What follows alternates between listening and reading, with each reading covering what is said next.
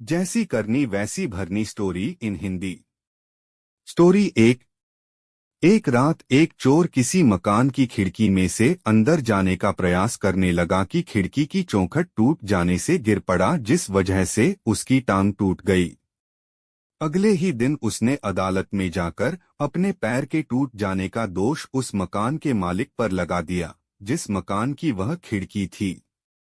अदालत में उस मकान के मालिक को बुलाकर पूछा गया तो उसने अपनी सफाई में कहा कि इसमें उसकी कोई गलती नहीं है, इसके लिए जिम्मेदार वह बढ़ई है जिसने यह खिड़की बनाई थी। इसके बाद जब बढ़ई को बुलाया गया तो उसने अपनी सफाई में कहा कि मकान बनाने वाले ठेकेदार ने दीवार के खिड़की वाला हिस्सा मजबूती से नहीं बनाया था।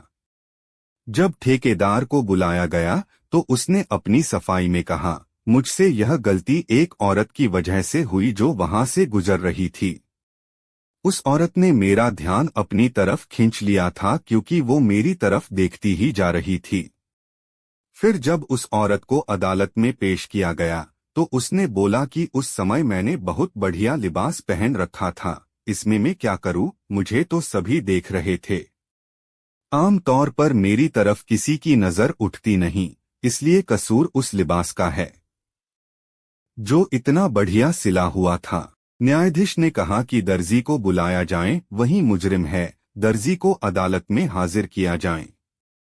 वह दर्जी उस स्त्री का पति निकला और वही वह चोर भी था जिसकी टांग टूटी थी।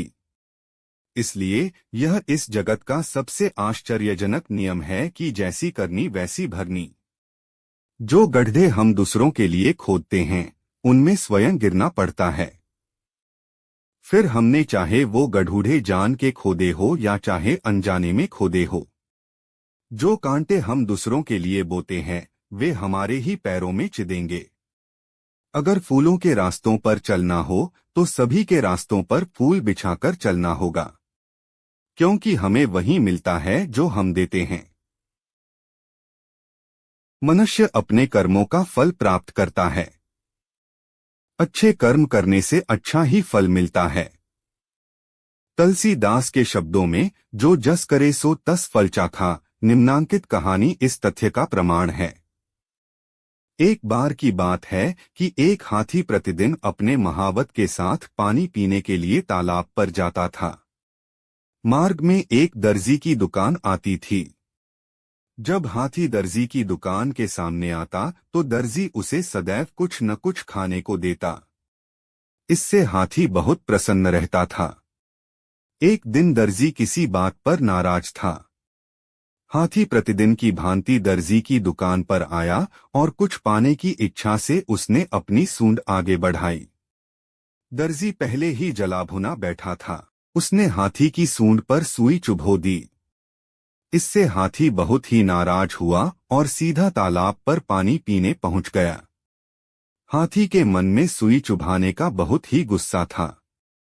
उसने दर्जी से बदला लेने की भावना से अपनी संड में कीचड़ वाला गंदा पानी भर लिया। पानी पीकर और कीचड़ वाला पानी सैंड में भरकर वह वापस दर्जी की दुकान पर आ गया। हाथी